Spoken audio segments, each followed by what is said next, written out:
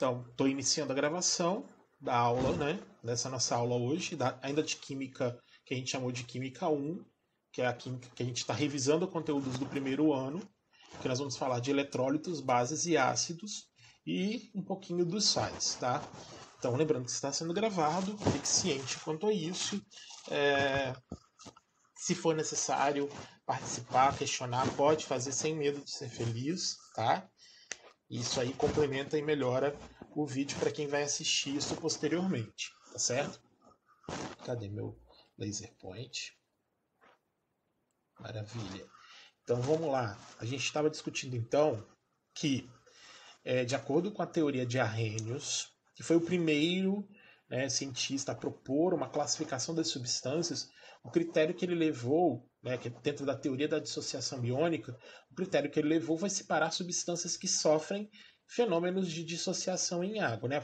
Vou nem falar de dissociação mais não. Assim, fenômenos de formação de cargas positivas e negativas na água. Com isso, ele encontrou dois grupos de substâncias. As substâncias que são solúveis em água, que solubilizam em água, e as substâncias que não são solúveis em água. Esse é como um primeiro critério. Dentro dessas que são solúveis em água, ele começou a observar o fenômeno de aparecimento de cargas positivas e negativas. Então, num primeiro momento, a dissociação iônica se refere a todo composto de natureza iônica, que tem ligação iônica, que tem cargas positivas e negativas, e a água simplesmente se funciona como um meio de separação dessas cargas, porque é a água que vai interagir com a carga positiva e negativa. Como isso vai acontecer? A partir dos polos positivos e negativos que a água possui. Então você precisa se lembrar que a água, vou tentar desenhar aqui, a água tem uma geometria angular, e por causa de pares de elétrons não ligantes, essa geometria angular forma uma molécula polar, porque vai ter um momento polar diferente de zero. Mas a gente já pode adiantar um pouquinho e lembrar de algumas coisas do tipo: o oxigênio é o mais eletronegativo, puxa o par eletrônico para perto dele, fica com a carga -2, e os hidrogênios com a carga positiva. Então, por exemplo, no caso do NaCl, eu tenho que o sódio que tem carga positiva, vai interagir com os átomos de oxigênio das moléculas de água. E o cloro, de carga negativa, vai interagir com os hidrogênios, que são os polos positivos da água. Então, todo composto iônico, a maioria deles tem essa natureza de sofrer dissociação, de separação dessas cargas positivas e negativas em água. E aí também nós trabalhamos e discutimos o conceito de eletrólito. O que seriam substâncias ditas eletrólitas? São solutos, que ao se dissolverem na água, ao prepararem uma solução, permitem a condução de eletricidade. Então, nesse critério para a condução de eletricidade, os eletrólitos eles têm que ser íons. Eles têm que ter cargas positivas e cargas negativas. Então, uma solução boa condutora de eletricidade tem uma quantidade significante de eletrólitos ali no meio, correto? Então, o processo de dissociação iônica separa cargas positivas e negativas, e essas cargas positivas na solução são chamadas de eletrólitos, porque permitem a condução de eletricidade. Quanto maior for a concentração desses eletrólitos, maior a capacidade que aquele meio tem em conduzir eletricidade, certo?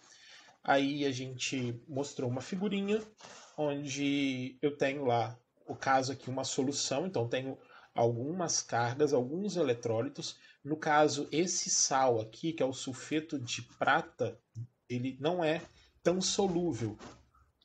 Então, ele é praticamente insolúvel. Por isso que a gente entende que a lâmpada não vai acender, porque essa solução ela não é eletrolítica o bastante para que a condução da eletricidade seja feita por esse meio.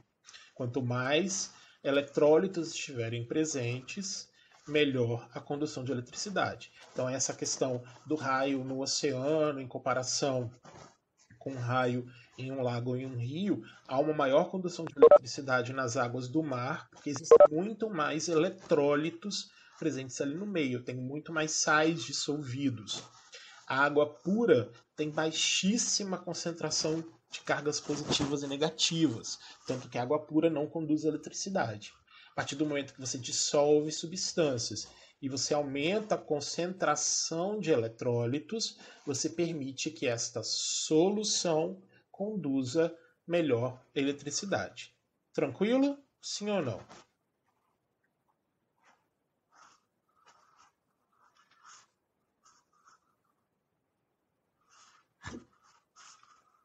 Beleza, Camille disse que sim. E o Alan disse que tá tranquilo. Pensei que ele iria sair, mas tudo bem. Tudo bem. Então a gente está falando composto iônico se dissolve em água. Então dá uma olhadinha nessa figura, beleza? Em que a gente está falando de substâncias de natureza iônica, que tem ligação iônica. No geral, quem faz ligação iônica? Elementos de baixíssima eletronegatividade com elementos de grande eletronegatividade. Ocorre transferência de elétron. Surge carga positiva e carga negativa. Na maioria dos casos, nós temos os metais que têm baixíssima eletronegatividade, eles perdem elétrons para esses outros compostos, ou a metais, ou hidrogênio, ou semimetais, ou a metais que têm maior eletronegatividade. Então a gente tem a transferência de elétrons. Então, se eu tenho a substância iônica, e aqui a gente está dizendo que ela é sólida, correto? O que acontece? Se essa substância iônica ela é sólida e ela é solúvel em água, ocorre então a dissociação dos íons que formam essa substância. As cargas positivas e as cargas negativas, os cátions e o ânion. E se aquilo ali for no meio, eu tenho uma solução eletrolítica, por isso que a lâmpadazinha está acesa aqui, porque conduz eletricidade, a lâmpada vai acender. Certo? Imagina os fios soltos, correto? Do jeito que estava no esquema anterior, beleza? Como se eu usasse aquela água como se fosse um fio condutor, certo? Agora, se essa substância iônica ela é praticamente insolúvel, e para isso a gente precisa de informação. Aí você vai achar em algumas apostilas, em alguns vídeos, professores falando, ó, substância que tem o metal X ou metal aquilo é insolúvel. Não há necessidade da gente decorar isso. Existem informações quantitativas que vão dizer isso pra gente. Correto? E a gente estuda isso, estudou um pouquinho disso quando fala de solubilidade lá no preparo da solução. E a gente viu que alguns sais aumentam a solubilidade, por exemplo, quando você aumenta a temperatura. Então, a gente tem assim muito poucas substâncias iônicas que são realmente insolúveis em água. Mas se ela é insolúvel em água, não vai ter dissociação. Na hora que você jogar ela na água, ela vai descer toda para o fundo, vai formar uma mistura heterogênea, não é nem solução, correto? Eu tenho uma mistura heterogênea, uma fase sólida, que é esse sólido no fundo, que não se dissolve, a água líquida, e a lâmpada ela não vai acender, porque a solução ela não será eletrolítica, certo? E aqui ele está falando de um caso em particular em que eu posso ter a substância iônica em estado líquido. Se eu tenho líquido com líquido, na verdade a gente vai fazer uma miscibilidade, você vai misturar dois líquidos, certo? Se eu jogo sólido no líquido, eu faço a dissolução do sólido se ele for solúvel. Mas se eu misturo dois líquidos, a gente diz que ocorre a miscibilidade. A mistura desses dois líquidos é quase que instantâneo. É uma coisa mais prática. Então os íons vão adquirir mobilidade porque eles já vão estar praticamente no meio aquoso, em outro meio aquoso. Então aqui eu também vou ter uma solução eletrolítica. Sim ou não?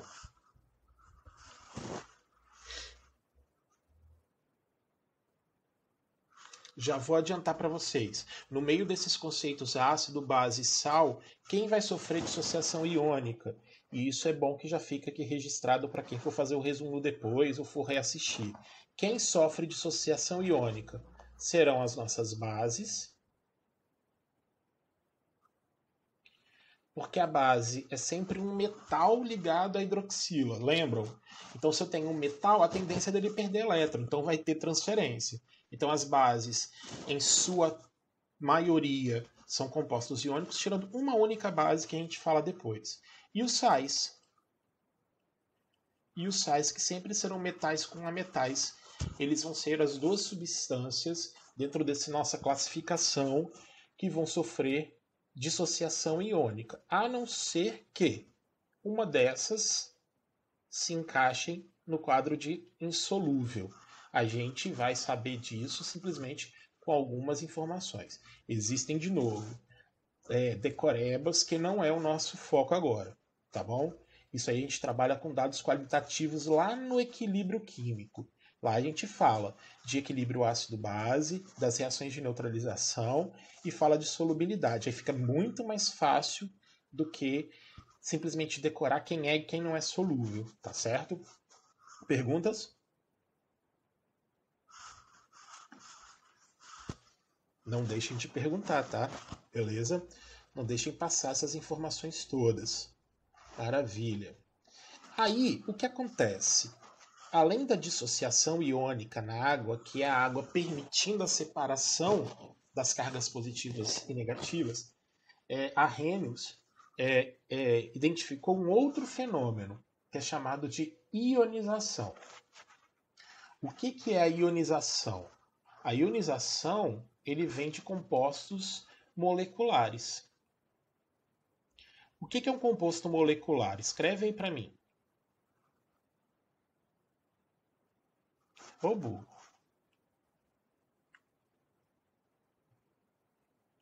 O que é um composto molecular? Ou melhor, vou dar uma dica. Que tipo de ligação química o composto molecular faz? Ligação iônica? Ligação covalente, de acordo com nosso empinador de pipas, não é isso? Então, a ligação covalente é o que caracteriza a ligação molecular, que forma a molécula, correto? Numa ligação covalente, nós não temos cargas positivas e cargas negativas. A gente tem polos positivos e negativos, mas elas não são cargas reais. Vocês se lembram disso? São cargas aparentes. Então, o que acontece na ionização? Existem compostos moleculares que você pode até dissolver na água, mas ele não vai gerar cargas positivas e negativas. No caso do açúcar, por exemplo. Agora, existem compostos moleculares que, ao entrar em contato com a água, eles vão reagir com ela e vão produzir os íons positivos e negativos pela quebra das ligações. Então vai existir uma reação química em que eu vou produzir, vou gerar as cargas positivas e negativas, os cátions e os ânions. Correto? Só lembrando, na dissociação já existem as cargas positivas e negativas. Na ionização, existe uma reação química que vai gerar essa carga positiva e essa carga negativa. Então, esses compostos moleculares que sofrem ionização, essas moléculas que ionizam, elas vão formar soluções eletrolíticas.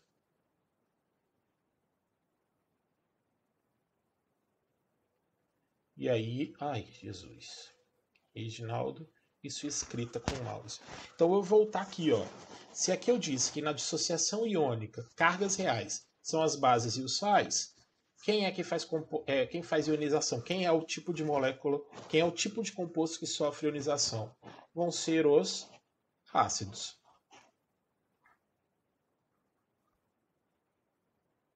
Beleza? Então, só lembrando, tá? Eu não estou falando aqui agora dos outros conceitos, tá certo? Mas essa explicação ela tem muito a ver com a teoria ácido-base de Bronsted e Lowry, que é o que a gente vai salientar um pouquinho aqui, mas aprofunda lá na questão do equilíbrio. Então, o que a Arrhenius diz? Que o ácido é aquela molécula que ioniza na água e libera H+, como cátion. Beleza? Então, a gente só especifica para deixar claro no começo. Ácido é aquele composto que ioniza na água e a base é aquele composto que dissocia na água. porque são processos diferentes, são processos químicos diferentes. Ficou claro para vocês?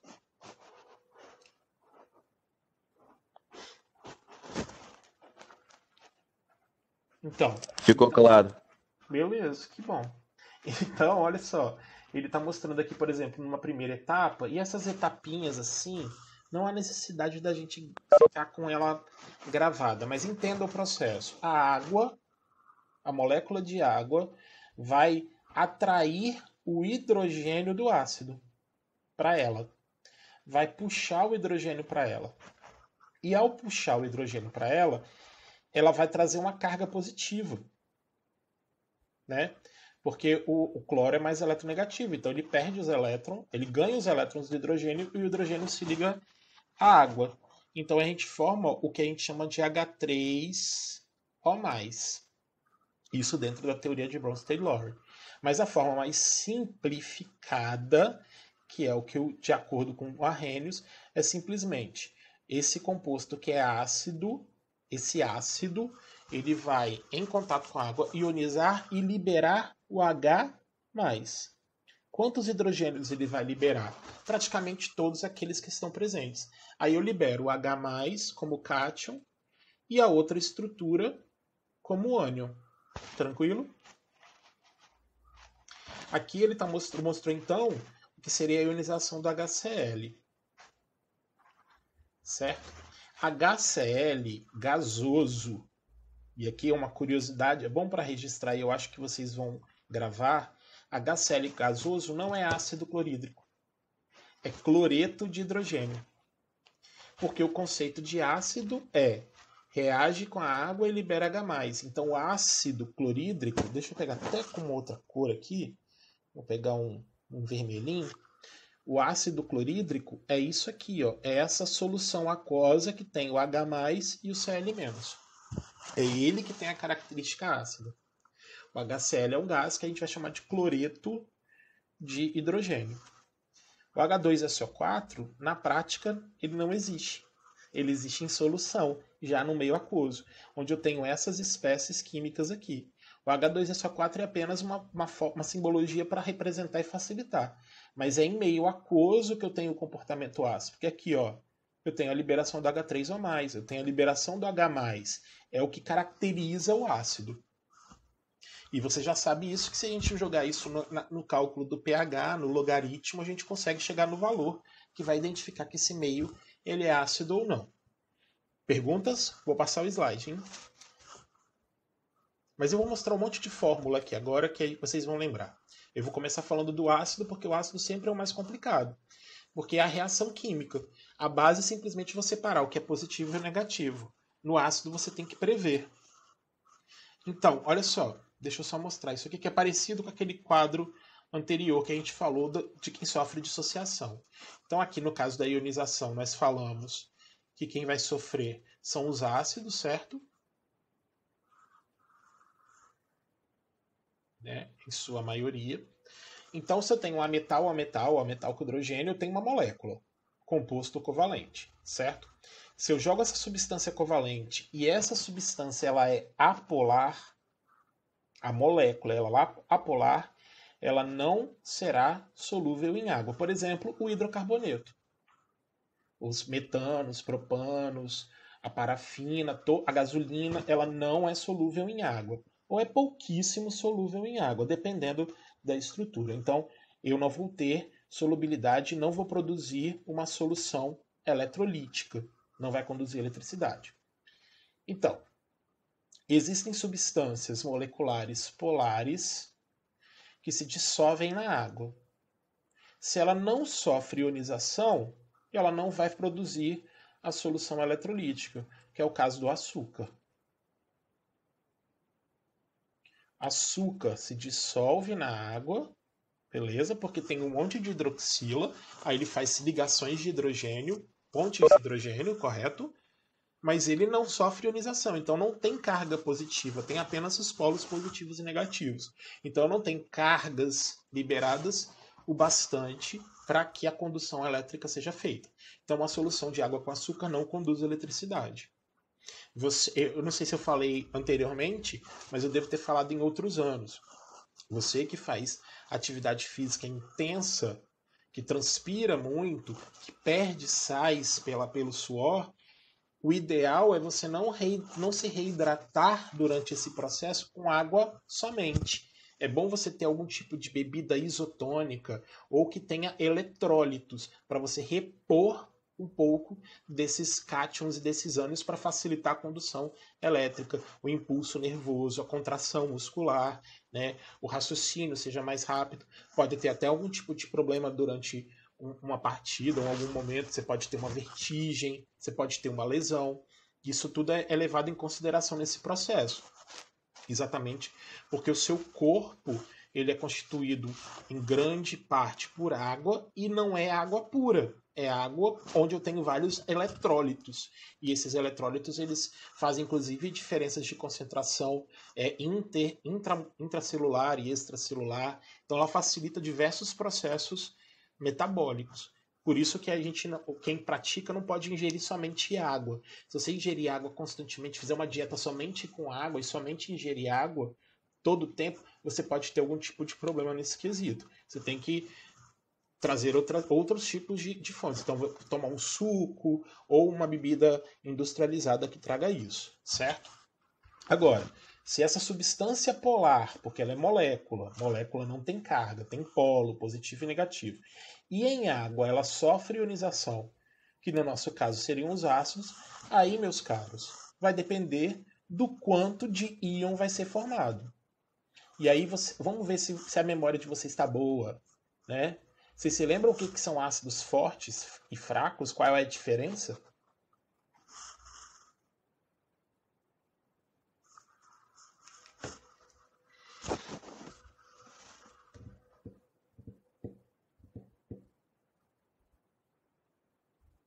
A diferença é o. A diferença é... Peraí, o meu microfone não tá mostrando se está aberto, não. Tá me Tá ouvindo? aberto, tá aberto. A diferença é o quanto dissolve na água, eu acho. Não. Tá ali, eu tô mostrando. Ele Ioniza. ioniza. Que dissocia é composto I. Então, quanto mais ionização ele sofrer, mais forte esse ácido vai ser. Então, quanto mais ionizado ele estiver, mais cargas positivas e negativas eu vou encontrar lá no equilíbrio químico, entendeu? Então, tenho mais cargas positivas e negativas, maior a condução de eletricidade.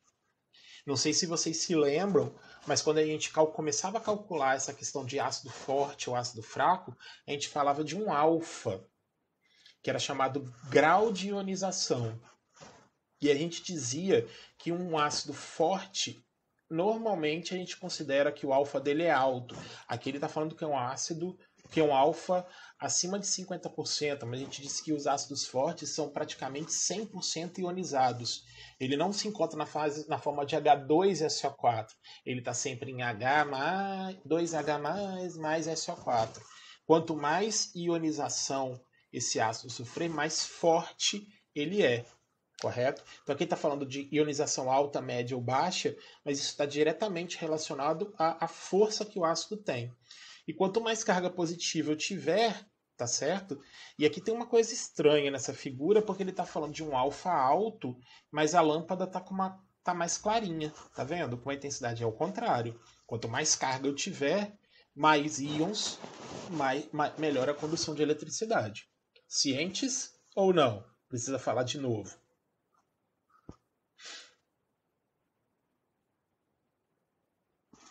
Mas eu vou pegar a caneta aqui, eu vou falar de novo. Desculpa, presta atenção. Ó, aqui ele está falando de um alfa alto, que é um grau de ionização alto, um alfa médio e um alfa baixo. Que eu disse para vocês que nesse quesito do alfa está relacionado ao quanto ioniza. Então, o alfa alto tem grande ionização. Se eu tenho grande ionização, eu tenho muito íon. Então, não era para essa lâmpada ter essa luzinha fraquinha. Era para ela ter essa luz forte que está aqui. Isso aqui é alto. Beleza? E isso aqui é para o baixo.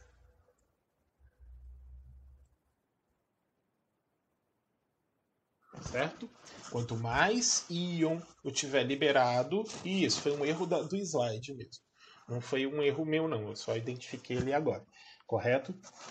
E aí esses ácidos que têm um grande alfa, eles são chamados de ácidos fortes. Eu até falei assim, olha, esses é o que você tem que gravar. Isso sim, ó. É o HCl, é o H2SO4 e o HNO3. E já adianto para vocês que esse H2SO4 e esse HNO3 é o da chuva ácida. Né? É aqui com poluentes atmosféricos, pela indústria, pelo escapamento de carros, isso aí reage com a água e produz o ácido lá. O ácido clorídrico é um ácido forte, mas não é um ácido natural. Ele é industrializado, ele é produzido em laboratório a partir da reação entre o hidrogênio, o gás hidrogênio e o gás cloro. Beleza? Vamos continuar então. Então aqui, ó, o ácido clorídrico, e aqui tem umas particularidades boas para a gente lembrar, né? Aqui eles estão falando, né, dando uma atençãozinha aqui, que é bom a gente sempre destacar, já que vocês vão poder rever este vídeo. A não ser que você seja essa pessoa que entra e cai o tempo todo para mexer no WhatsApp, porque eu tô ciente, é isso que acontece. Então, que ácidos são compostos moleculares, então tem ligação covalente, não tem carga. Por isso que sofre ionização, é a reação que gera o íon. Então, por exemplo, qual é a característica, a informação de curiosidade do HCl que você precisa saber? Que no nosso organismo ele é sintetizado. Ele é sintetizado lá no estômago, faz parte do suco gástrico para deixar o pH ácido e poder a pepsina atuar de forma efetiva na digestão das proteínas. Beleza?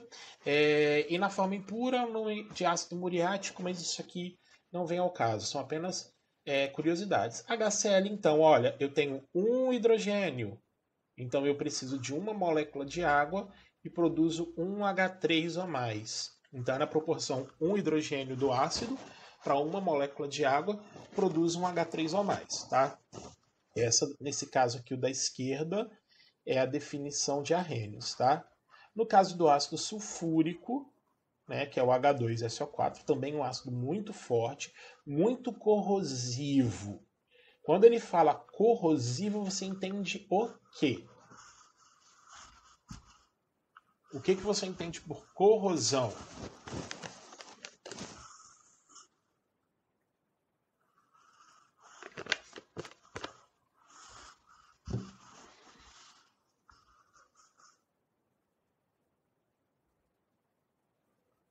Sim, mas o que é corroer?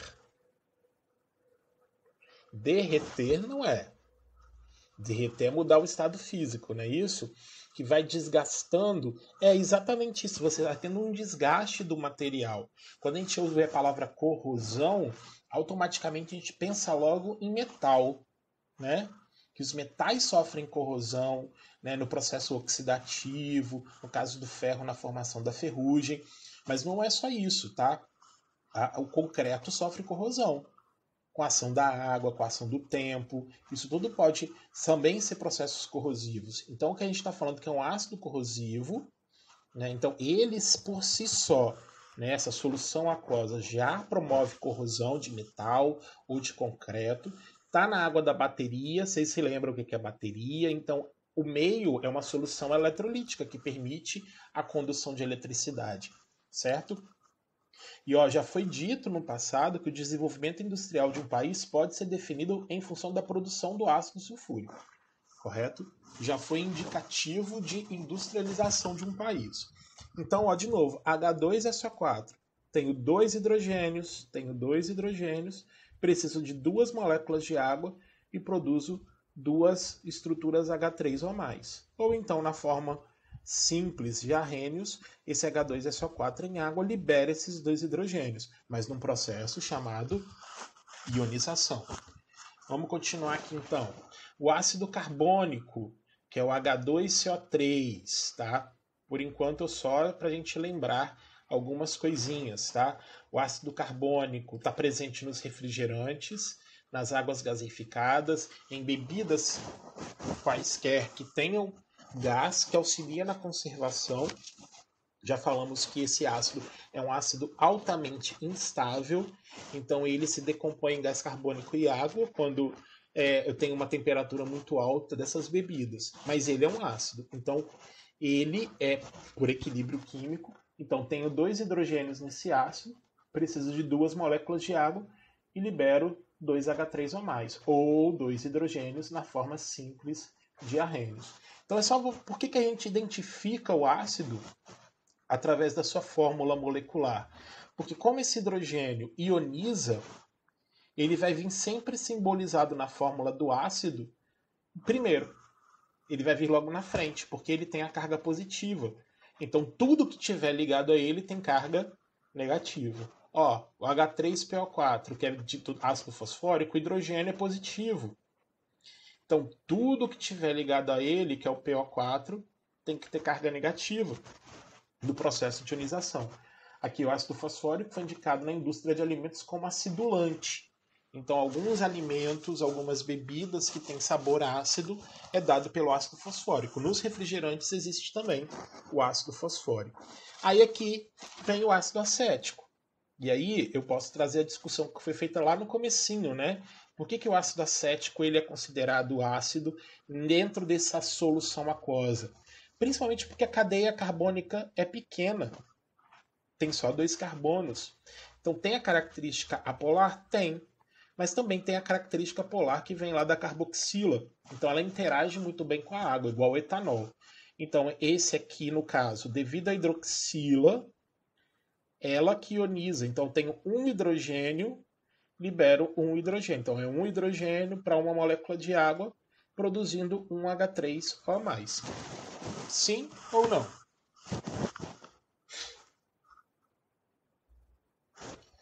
Podem perguntar, tá? A gente não está trabalhando nomenclatura hoje. Eu só quero que você entenda a simbologia das coisas e como é que é o processo, tá certo? Esses ácidos todos que eu estou mencionando são ácidos que em água vão sofrer ionização.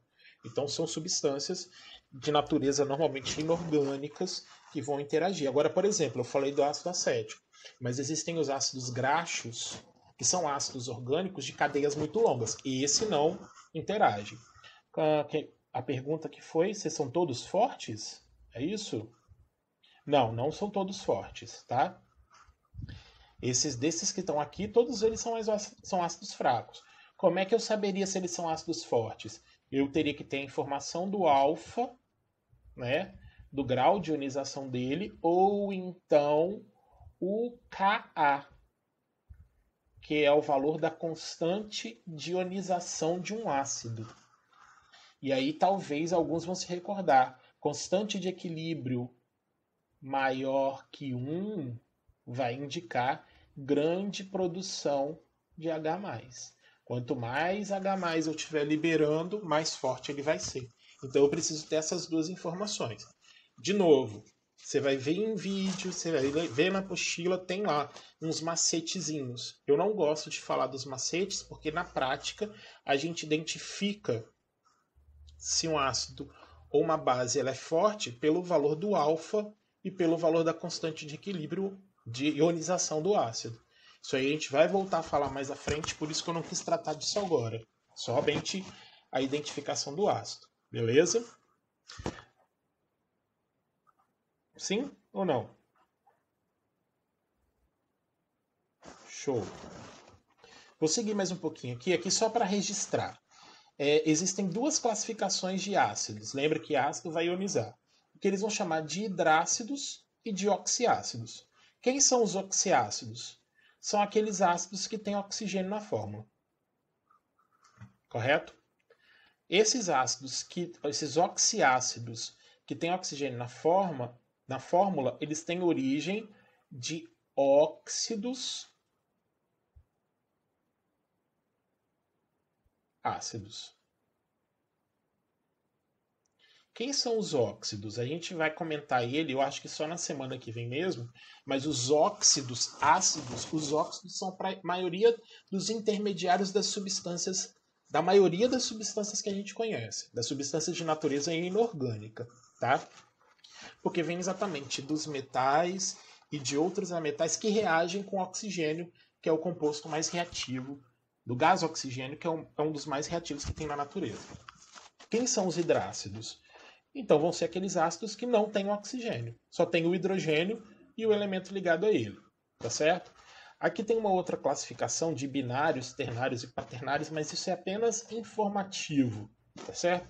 Binário tem 2 elementos, ternário tem 3 elementos, quaternário tem 4 e assim sucessivamente.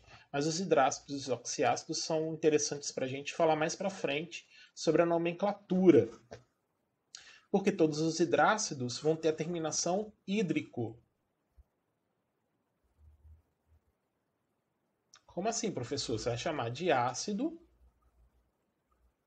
por causa do hidrogênio, o nome do elemento que está ligado ao hidrogênio com a terminação hídrico. Então, HCl é o ácido cloro hídrico. CN é cianeto, né? Então seria ácido cianídrico. Sulfur, de enxofre. Ácido sulfídrico. E aqui tem umas outras regrinhas que a gente também menciona mais para frente, tá bom? Só para deixar registrado, existem ácidos voláteis e ácidos fixos. Então você já sabe o que é um líquido volátil e já sabe o que é um líquido que não é volátil. Então, volátil eles são gases ou líquidos voláteis, né? Então, aqui ele está falando de HCl, HCN.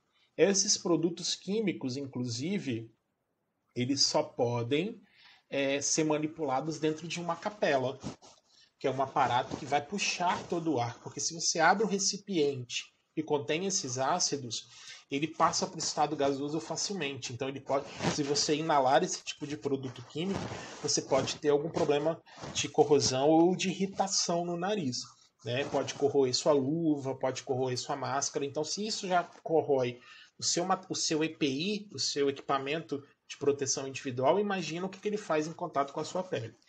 E os fixos são todos líquidos mesmo. Então, aqui a gente tem ainda... faltam 5 minutos para o nosso vídeo terminar. Sem problema. Eu termino a explicação de ácidos, dou uma pausa e a gente volta no horário para poder falar das bases. E aqui está falando o que é um monoácido, um diácido, triácido e um poliácido. E aí vai depender da quantidade de hidrogênios que vão ser produzidos, né? A quantidade de H3 ou mais, a quantidade de H+, que é liberado lá na ionização. Monoácido libera um hidrogênio, diácido libera 2, triácido libera 3 e assim sucessivamente, tá?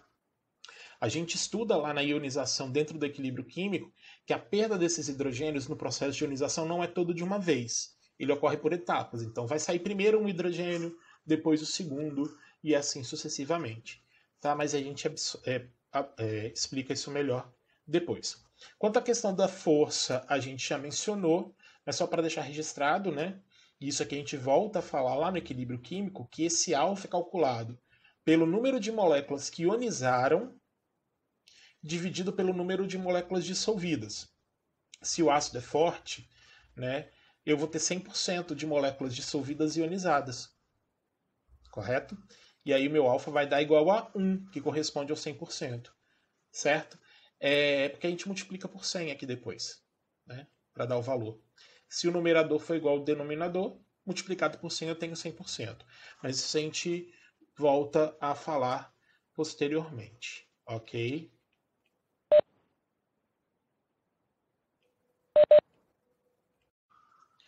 Então tá. A gente estava falando dos ácidos, tá? Falando de todo o processo de ionização, que é o mais complexo, que é uma reação química, né? Então eu tenho o ácido, que é um composto molecular, que é uma substância que possui ligações químicas, mas em água ele é capaz de reagir com essa água e gerar as cargas positivas e negativas que a gente precisa para a formação da solução eletrolítica. E aí, no caso específico do ácido, o que ele libera como cátion é o H+, tá certo? Por isso que as fórmulas dos ácidos inorgânicos, que são esses que a gente mencionou, traz o hidrogênio logo no começo. E esse hidrogênio a gente precisa lembrar que ele é o que tem carga positiva. Então, tudo que tiver ligado ao hidrogênio, seja ele um átomo ou mais de um elemento químico, terão na sua totalidade a carga negativa, que a gente chama de ânion. E aí existe uma nomenclatura específica para eles também. A gente não vai trabalhar com a nomenclatura agora, por enquanto somente a identificação, tá? Tendo dúvidas, por favor, questionem. Beleza? Não é esse aqui. Então, o que vai ser a base? Então, vou até escrever aqui de novo. Lembrar que base sofre de dissociação.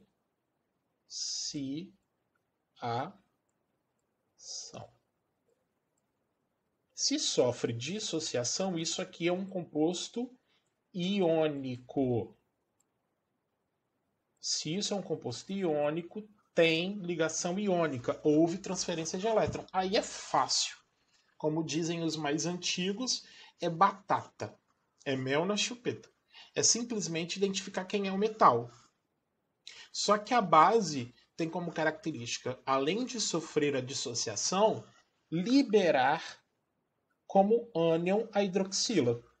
E aí fica fácil também identificar a fórmula de uma base. Porque se ela produz hidroxila como ânion na dissociação, ela vem com essa hidroxila representada em sua fórmula, correto? Então, um exemplo de uma base muito conhecida, e a gente já comentou várias vezes sobre ela, é o hidróxido de sódio, é o NaOH, correto?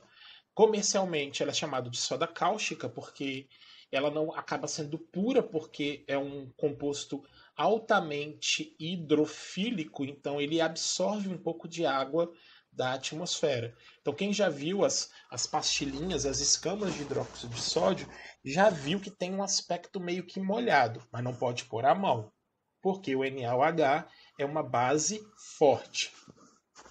Então, se é uma base forte, o que isso significa para a gente? Que o grau de dissociação é bem próximo dos 100%. Mas por que essas bases e esses ácidos fortes você salienta tanto essa questão do 100%? Porque tanto a ionização de um ácido, ouçam isso, e é bom ficar registrado, tanto a dissociação do ácido quanto a ionização da base, tanto a ionização do ácido quanto a dissociação da base são dois processos exotérmicos. Ou seja, em água, aquilo vai liberar calor, vai aumentar a temperatura da vizinhança. E quanto mais forte, quanto maior for a força, tanto desse ácido quanto dessa base, maior será o calor liberado. Então, para quem já viu a dissolução do hidróxido de sódio em água, costuma ver exatamente o recipiente esquentar. Você começa a ver vapor subindo, né? Tanto que tem gente, inclusive, que dissolve o hidróxido de sódio em água quente, que é para aumentar ainda a velocidade do processo. Em alguns casos, o hidróxido de sódio, inclusive, ele pode promover o estouro de alguns encanamentos. Se, por exemplo, se joga o hidróxido de sódio num cano entupido com gordura. Mas é um material muito utilizado exatamente para poder desobstruir alguns encanamentos que estão cheios de gordura ali, calcificadas já, endurecidas, correto? Aqui a figura está mostrando algumas substâncias que são bases ou que têm características básicas, então a gente não pode misturar. Porque aqui, por exemplo, aparece uma embalagem que se assemelha a um sal de fruta muito comercializado. Não vou fazer a propaganda dele, entendeu? Mas ele tem como constituinte principal bicarbonato, que não é uma base. Mas tem caráter básico. O pH dele vai ser acima de 7, certo? Aqui eu tenho uma base, que eu não sei se alguém já viu esse tipo de produto. Ele é vendido como leite de magnésia. É o MgOH2. Ele não é uma base forte, mas que a gente toma como medicamento, como um antiácido também. Não somente como um antiácido, mas muita gente toma o leite de magnésio, o hidróxido de magnésio, como um medicamento para cortar enjoo. Em viagens, muitas pessoas costumam tomar o hidróxido de magnésio também. Vende até em pastilhinha, é mastigável, certo? Ele não é uma solução, ele é uma suspensão, tem que agitar, porque ele é bem, a parte sólida, ela é bem presente, então tem que agitar bastante. Eu tô vendo o chat aqui, só vejo o kkk e eu acho que voltou todo mundo a dormir agora e não tem ninguém presente. Beleza? Aqui, ó, é um produto que é muito utilizado para desentupir pia de cozinha, que ele tem um nome comercial bem característico, chamado Diabo Verde. Já ouviram falar do Diabo Verde? Já beleza, o dislike. Então, sim, só do vermelho mesmo. Isso aqui é um agente sanitário. É um agente sanitário, não. É um. Ai, meu Deus, eu vou esquecer agora. É aquele produto para limpeza, mas ele é a base de amônia. E amônia é uma base. Tem comportamento básico, mas não é a basezinha aqui. E por que, que aparece o sabão aqui? É exatamente porque ele contém uma certa quantidade de NaOH ainda. O industrial nem tanto, mas o caseiro corre o risco de ter problema sim. É isso aí mesmo, tá? É isso aí. Eu não quero falar marca, né? E aqui embaixo alguns outros envelopinhos de sais de fruta. Sal de fruta não necessariamente tem base, tá? Pode ter um antiácido, beleza? Aqui, ó. Então, ó, o CaOH2. O CaOH2, que é o hidróxido de cálcio, conhecido como cal hidratada, empregado na construção civil para a fabricação de gesso. Tal subproduto é uma base? Não, eu estou querendo lembrar. É amoníaco. Ele é um produto à base de amoníaco, à base de amônia. E a amônia, ela é uma base, mas ela não é uma base como a nossa aqui. Entendeu? Ela não tem hidroxila na sua constituição. Mas o NH4, o NH3, perdão, o NH3, que é a amônia, com água ela reage, tá vendo? E produz um cátion chamado amônio, que é um NH4, e libera o OH-. Na verdade, é bom lembrar que isso aqui já se torna uma observação muito importante, que o NH3 ela é uma base, mas ela é a única base que não sofre dissociação. Ela é uma base que sofre ionização, porque o NH3 é molecular, é ligação covalente. Ela ioniza, só que ela não libera H+, ela vai liberar OH- no seu processo de ionização. É o amoníaco, tá certo? Isso está no sabão em pó.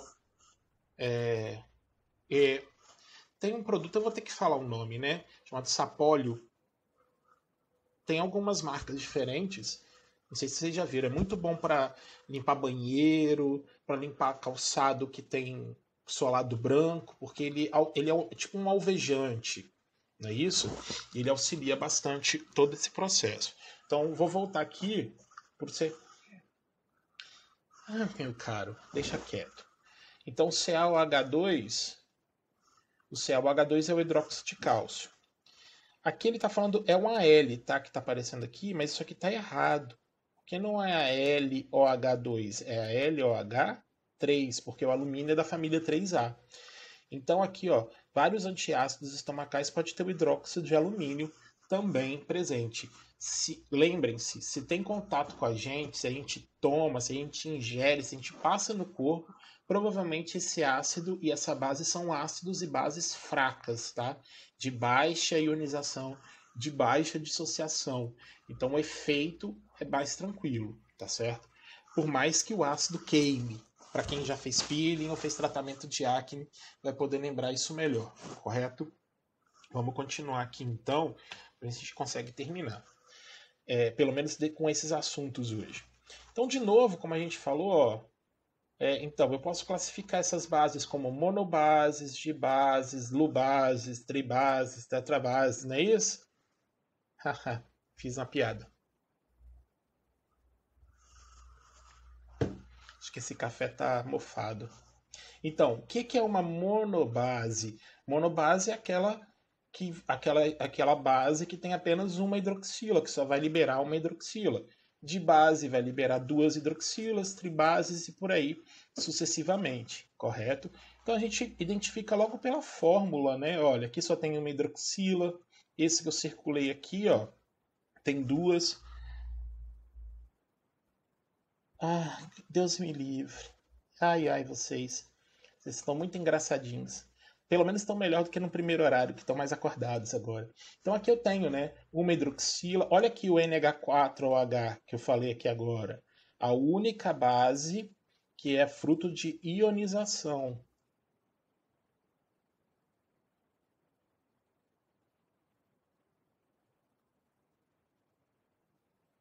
E aí a gente pode contextualizar um pouquinho rapidinho, porque o amônio ela serve como base para a formação de explosivo.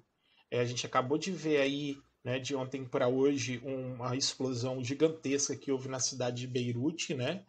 E o composto químico principal daquele desastre, né, é o nitrato de amônio, que é o NH4NO3. O NH4NO3 é um sal, tá certo? Mas o NH4NO3 é um produto que serve como base para a produção de explosivos, tá certo? Como faz? Eu não sei, não quero saber e a faculdade não ensina, tá bom?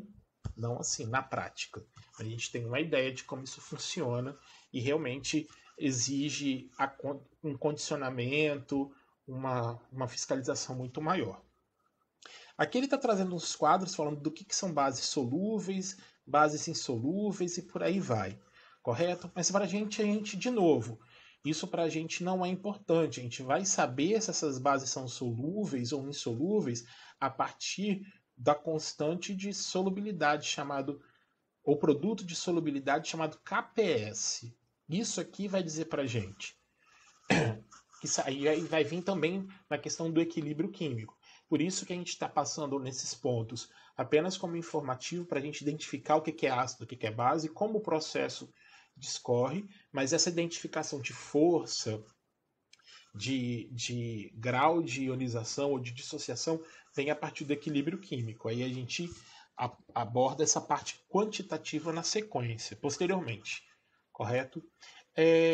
A gente vai entender de novo, isso aqui foi o que eu falei mais cedo, que quanto mais solúvel for a base, ou seja, quanto mais dissociada essa base estiver ali na água, maior será, né, a sua dissociação e maior será a sua força. A força da base, assim como a força do ácido, vem da quantidade de substâncias dissociadas ou ionizadas, correto? E isso aqui é exatamente os macetes que eu estava falando para vocês. Tem umas questões de decoreba, mas não é isso que é cobrado de vocês, porque inclusive quem vai para uma área acadêmica, para uma área técnica, para engenharia que precisa dessas informações, a gente não consulta isso daqui. Isso aqui apenas agiliza o processo. A gente consulta essas tabelas com os valores das constantes que vão dizer para a gente exatamente quem é forte e quem não é, tá certo? Mas lembrando, para ficar fácil e ficar perceptível para vocês sem ter esse tipo de informação, se essas bases e esses ácidos têm contato com a gente manipula, a gente come, a gente bebe, a gente ingere, passa na pele, elas não são bases e ácidos fortes, tá certo? Porque na pele, inclusive, a questão do ácido, ele reage mesmo não estando em solução. A substância em contato com a pele da gente vai reagir com a água da pele. E com a água da pele vai liberar calor. Então a sensação de queimação vem a partir daí. Ao mesmo tempo que a base faz a mesma coisa.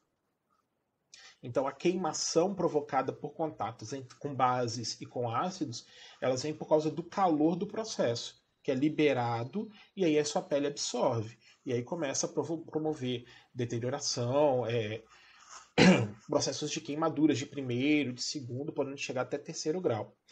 Eu não lembro se vocês Eu acredito que vocês se recordem, mas a gente discutiu algumas coisas em séries passadas, falando do sabão, já que se utiliza o NaOH, né, para a produção de sabão, de casos de crianças que são internadas por comerem sabão. Criança não tem muita noção, né? Isso, crianças pequenas. Então, algum sabão caseiro, ou então ter mesmo acesso ao hidróxido de sódio que está próximo delas. Então, de crianças que vão parar nos prontos atendimentos com queimaduras internas. E essas queimaduras internas, devido à dissociação, elas são altamente agressivas, porque o tecido interno ele é muito menos protegido do que o tecido externo. Então, de casos, por exemplo, da criança passar por um processo cirúrgico que tem que tirar a traqueia, porque não tem condição de regeneração. E aí, em alguns casos, a criança ela vem até a óbito, porque não tem uma forma de poder recuperar toda essa lesão. Ah, professor, e então como é que a gente faz se uma criança ingerir um ácido ou uma base? Vou beber água? Também já discutimos isso. A gente vai beber água ou vai jogar água se sua pele teve contato com ácido ou com uma base? Jamais. Jamais. Porque se você jogar água, você vai facilitar a dissociação ou a ionização daquela substância. E aí vem o conceito que produz o sal, né? O conceito de neutralização. Eu não vou conseguir escrever direito. A neutralização. O que vem ser a neutralização? É o processo em que você vai, vamos dizer assim, acabar com o efeito antagonista de uma ou outra substância. Né? Então, se eu tenho uma substância ácida, ela é ácida porque ela está liberando H+, o básico é básico porque está liberando H-, então se eu neutralizo um com o outro, eu vou sintetizar água, e aí eu vou tirar esse efeito tão drástico, tão agressivo. Então as reações de neutralização, ação, Reginaldo, isso. Então, a neutralização ela vem como um efeito que de forma muito mais rápida consegue cortar o efeito dessas substâncias. Professor, tive contato com ácido, vou lavar com o quê? Com alguma substância básica. Então, em casa, é o leite, que ainda é fraco, mas já auxilia, correto? Se eu tive contato com uma base, de repente um suco, mas a questão é exatamente evitar o acidente, correto? Eu não sei por que algumas pessoas teriam um frasco de ácido sulfúrico em casa, por exemplo, ou de ácido clorídrico, o que em alguns casos é até proibido, porque para você comprar esse tipo de produto é necessário um registro em algum conselho. Se você trabalha com química, tem que ter um registro no conselho, e essa compra é feita por autorização. A soda cáustica não, você compra no supermercado. Então tem que ficar muito bem guardado e saber muito bem manipular esse tipo de material, certo? Então, o sal vem da reação entre o ácido e a base. Então, olha só, o NaCl, obviamente, o Na vem do NaOH, e o Cl vem do HCl. É fácil a gente descobrir a fórmula do ácido da base que der origem. Porque olha só, o Na é positivo. Então você tem que lembrar que para a estrutura que tem que ter, que deveria estar ligada a ele, teria que ser negativa, que no caso é a hidroxila. Mais 1 com menos 1, fechou a carga. Ó, o NO3 ali aparece para a gente com a carga menos 1. Então só pode ter um cátion, que é o hidrogênio mais 1. Mais 1 com menos 1, 0, fechou. Agora observe aqui, ó, o K2S. O K tem carga mais 1. Se ele é positivo, ele só pode estar ligado a uma hidroxila, e a hidroxila tem carga menos 1. Mais 1 com menos 1, 0, fechou. O enxofre tem carga menos 2, certo? Então, ele é proveniente de um ácido e o hidrogênio tem carga mais 1. Agora observa aqui. Mais 1 com menos 2 dá 0.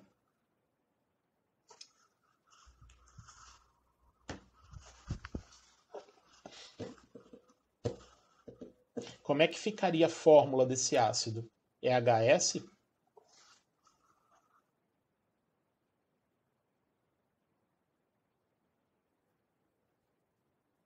HSO. HSO não. Você Não? tem que acertar as cargas. Ó, mais 1 com menos 2 dá 0? Não. H2S. H2S. Isso. Maravilha. Fechou. Aqui, ó. Ca e NO3. Então você separa a carga positiva e negativa do sal. Ca tem carga positiva 2+, então ele tem que estar ligado a uma hidroxila. Só que a hidroxila é menos 1. Mais 2 com menos 1 não dá 0.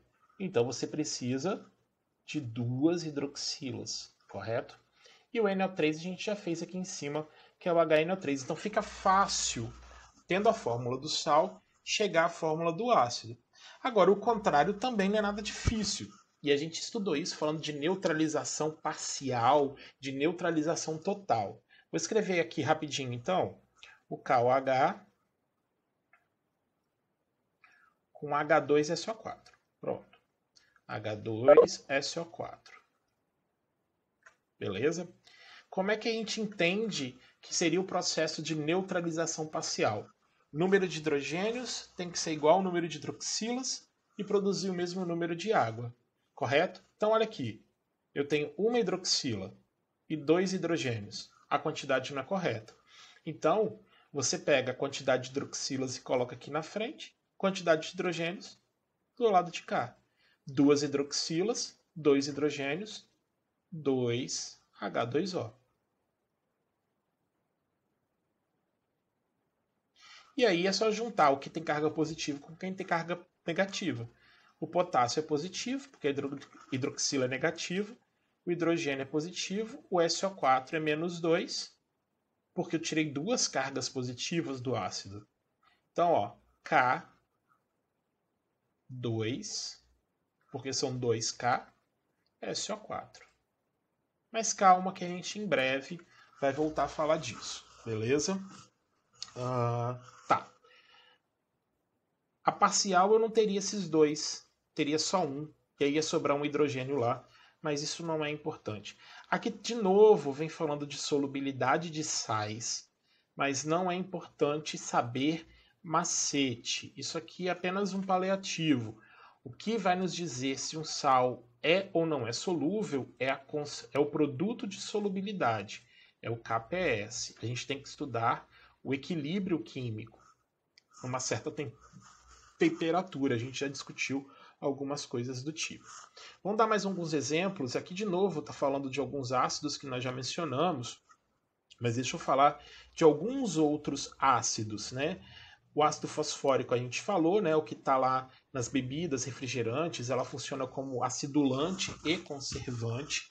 É da onde vem a lenda de que a Coca-Cola é capaz de tirar ferrugem, tá certo? Ah, mas eu faço isso. Desnecessário. É gastar Coca-Cola com bobeira, não é isso? Igual não quero falar o nome de determinada pessoa da mídia, mas que aparece de vez em quando no jornal local, que essa semana, para tirar a ferrugem, por exemplo, de uma panela ou de uma lixeira de metal, você pode espalhar ketchup. Pode, porque o ketchup é ácido, mas eu acho desnecessário, correto? Porque é caro, né? Pelo amor de Deus. Ah, mas eu compro aquela marca aquosa, aquela solução aquosa de ketchup. Deixa pra lá. Aqui, ó, ácido sulfuroso, que é usado como conservante de alimentos e de bebidas como vinho, além de ser um ótimo branqueador de tecidos. Opa, branqueador de tecidos está na bebida, ácido fraco. Beleza? Ó, agora vem o ácido fluorídrico tão comentado pelos fãs de Breaking Bad, não é isso? O único ácido capaz de corroer o vidro, por isso ele nunca é armazenado em recipientes desse material, mas em garrafas de plástico. Graças à propriedade usada na indústria de gravação de vidros. mas ele também é altamente reativo em materiais biológicos, tá certo? E aí, para quem se lembra das cenas, né, determinados crimes eles malocavam, vamos dizer assim, as vítimas, né, dentro de grandes tonéis com ácido fluorídrico. E ali ia sendo desfeito todo o material. O ácido cianídrico, e é bom assim, apenas por curiosidade, né? É o ácido que foi utilizado na Câmara de Gás da Segunda Guerra Mundial. Ainda é utilizado, tá? Em países que têm pena de morte por câmara de gás, eles utilizam ainda esse ácido. Ele causa apneia. Apneia? Não, hipóxia. Peraí. Você não vai conseguir absorver o oxigênio, não é isso? Na respiração, e aquilo ali vai causar um desmaio até a morte, certo? O ácido clorídrico, nós já mencionamos um pouquinho sobre eles, né? Está no estômago, é vendido como ácido muriátrico, e ele é utilizado no desgaste de mármore. Se você já viram alguns vídeos deles polindo aquelas peças de mármore para deixar ela lisinha, né? Não é apenas uma lixa, porque senão ela vai ficar muito áspera. Existe uma solução de ácido clorídrico que é aplicada sobre a superfície, que vai facilitar o desgaste e ele fica polido daquele jeito bonitinho. O ácido sulfídrico, também já comentamos em algumas aulas, que é o H2S, é o cheiro de ovo podre, correto? Em ambiente natural você encontra, tá? Como sulfeto de hidrogênio, porque ele não está em água. Mas alguns ainda tem câmara de gás, assim, oficialmente tem em países onde existe a pena de morte. Então, tem pena de morte por cadeira elétrica, por injeção letal e tem câmara de gás. Que eu estou falando de forma legal. De forma legal, a pessoa pode matar de qualquer outro jeito, não é isso? Mas de forma legalizada, você tem esses procedimentos, que são procedimentos mais... Tirando a cadeira elétrica, né? Mas os outros, eles são um pouquinho mais humanizados. Vamos dizer, se existe algo humanizado relacionado à morte desse jeito, né? O ácido nítrico é legal, assim, você ler direitinho, para quem quiser saber depois, porque existe uma solução de ácido nítrico com ácido sulfúrico, que é chamado de...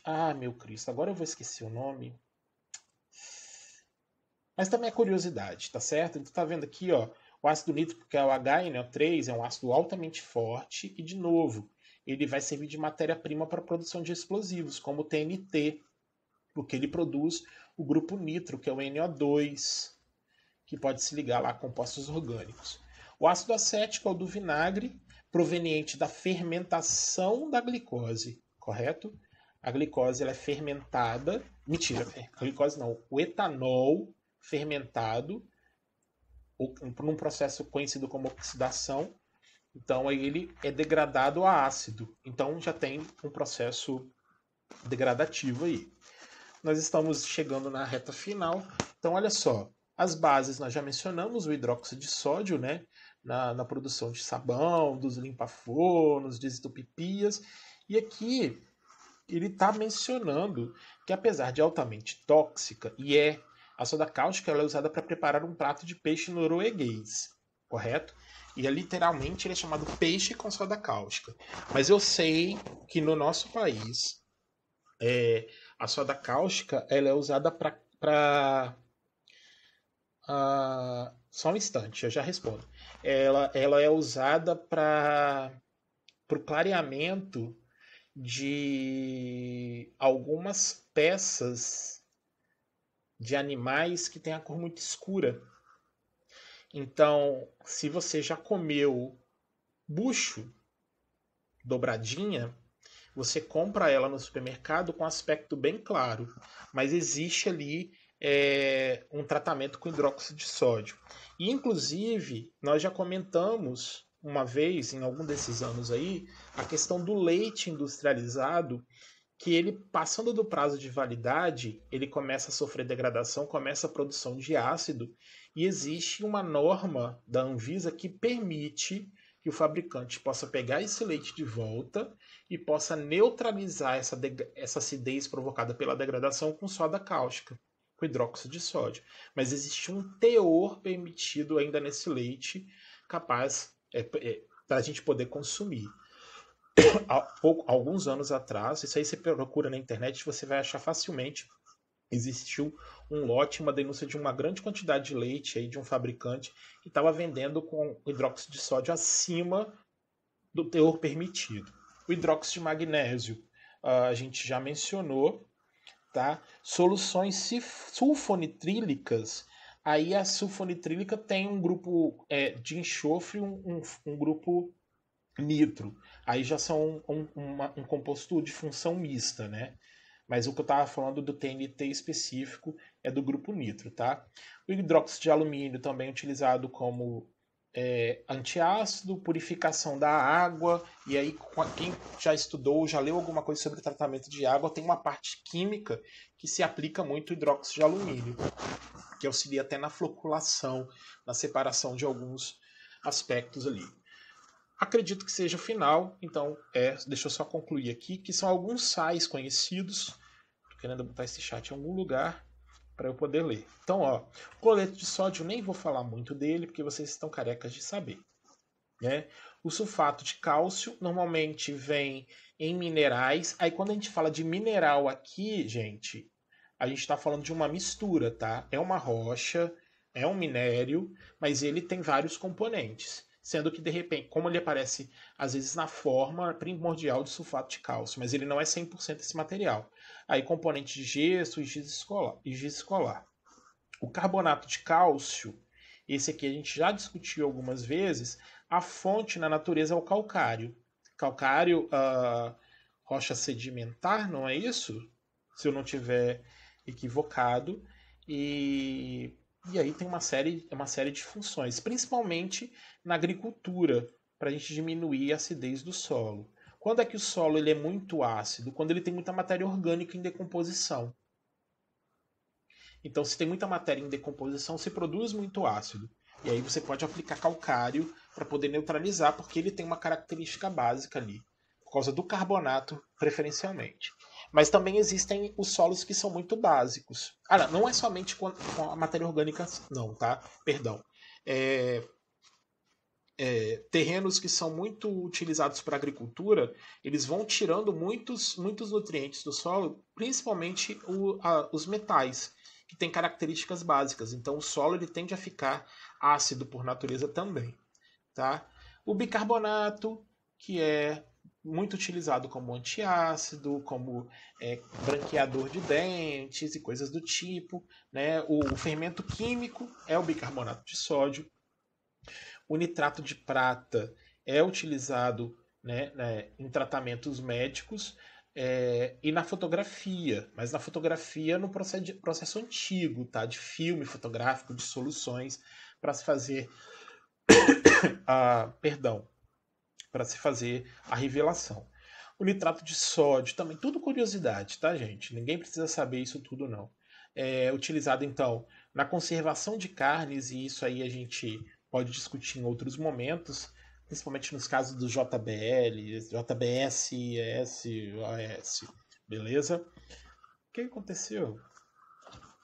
Beleza. Vamos lá. O hipoclorito de sódio, que é o sal presente na água sanitária, que é o alvejante, correto? Ele é presente lá. O hipoclorito de sódio, deixa eu escrever aqui. É o NaClO.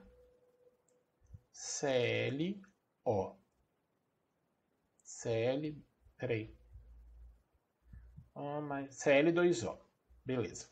É o NaCl2O. Isso é o que está presente na água sanitária. E aí a gente tem lá todo um procedimento para poder diluir, para fazer aquelas soluções que desinfetam e que são bactericidas. Mas você não pode usar puro, tá? Puro ele não tem efeito bactericida. Você tem que diluir ele em água para poder fazer as limpezas e conseguir o efeito desejado. E por último, o fluoreto de sódio, que é a fonte de flúor presente na água potável que a gente compra e nas pastas de dentes, beleza? Porque aí você está garantindo um fornecimento de flúor bem mais bem mais adequado para o fortalecimento dos dentes, né? Antigamente, tipo no meu tempo, a gente tinha que frequentemente, enquanto criança, ao dentista para fazer a aplicação de flúor, porque não era normatizado isso por legislação. E aí, no Brasil, foi colocado a necessidade de se aplicar flúor na água potável para garantir. Se não fosse isso, a gente tinha que comer muito animal de origem marinha, o que não era viável economicamente para quem mora no interior do Brasil. Os peixes que vão chegar lá vão chegar muito mais caro por causa do transporte. E aí, por lei, esse fluoreto foi adicionado à água, então não há mais a necessidade de se fazer isso. Só por curiosidade, foi um técnico, um funcionário da Cesan, no estado, que desenvolveu essa fluoretação da água. E aí isso foi, como técnica e como normativa, foi validada para todo o Brasil. Ok? Então,